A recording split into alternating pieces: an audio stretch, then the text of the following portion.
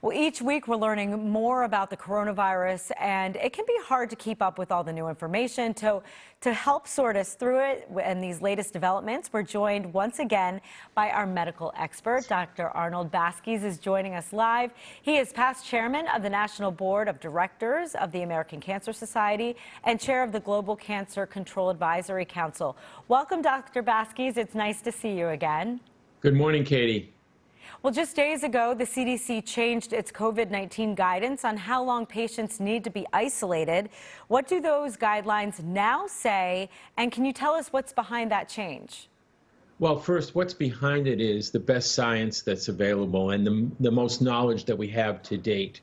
Remember, this became a problem clinically in February and March, so this is really a new disease. But there is increasing evidence that shows that most people are no longer infectious 10 days after they begin having symptoms of COVID-19.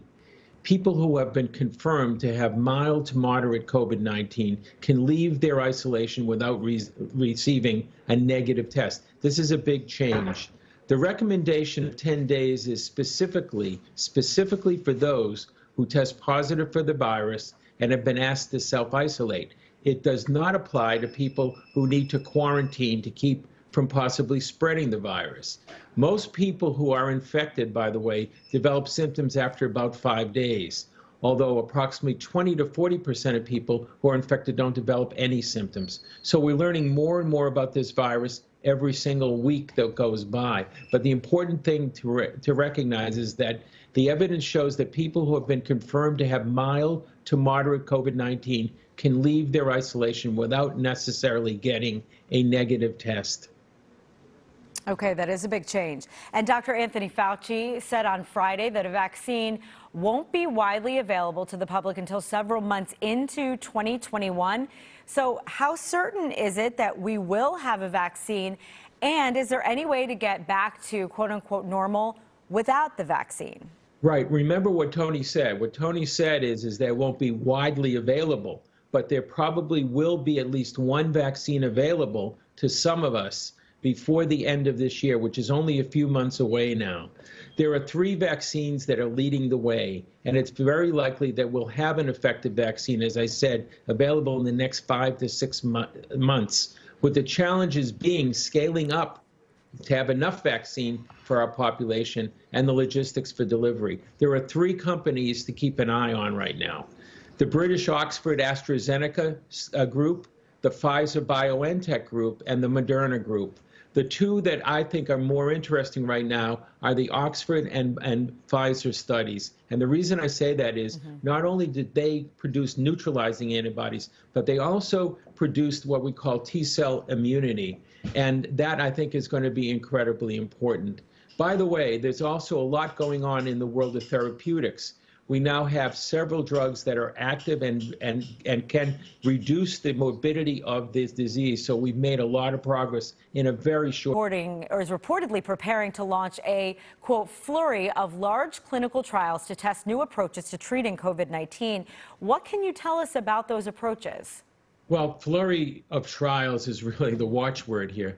Among the trials that the NIH is going to be funding and looking at are studies of antiviral monoclonal antibodies, which we've talked about before, in both hospitalized patients and in patients who can be treated at home. That's a very exciting bridge, if you will, to a vaccine. If you can give people antibodies that are man-made instead of coming from people's plasma, that is a safer and possibly more effective way to keep people from getting really sick.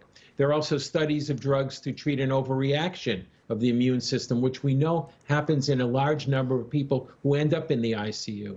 And there's a very important, but not very well publicized, a breakthrough that was reported at Rensselaer Polytechnic Institute about using an old anticoagulant called heparin.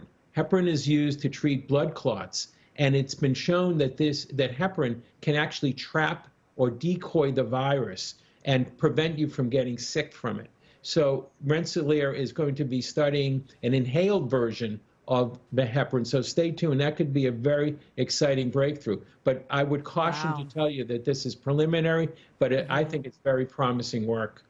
Wow, that's interesting. All right, well, a recent study from South Korea that people are talking about now found that children under 10 transmitted the virus less often to adults, while those children who are older, between the ages of 10 and 19, spread the virus as well as adults do. So what do you make of this study? And then taking it a step further, what does it mean for the reopening of schools?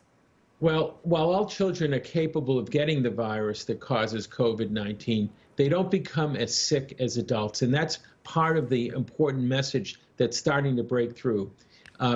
Why do kids seem to be more resilient is the big question. The prevailing theories are that kids can have contacts with other coronaviruses, so they may develop some immunity to this one. There's a better theory, however, that I think prevails, and that's that children's immune systems interact with the virus differently than do adults' immune systems. Some adults become sick because their immune systems seem to overreact to the virus that causes more damage to their bodies. This seems to be less likely to happen in children. Will this have an effect, and is this driving the ability to open schools? Yes, to some extent it is. But we also have to be cognizant of the fact that kids can get sick from COVID, but very few, thankfully, of these kids have died from COVID. So there's good data out there that shows that kids don't become as sick. However, kids can carry the virus and give it to adults. So it's a kind of a two-edged sword, and that's part of what's causing all the dilemmas in terms of trying to reopen schools. Absolutely. All right. Well, Dr. Arnold Baskies, thank you so much for your time and expertise and for joining us this morning.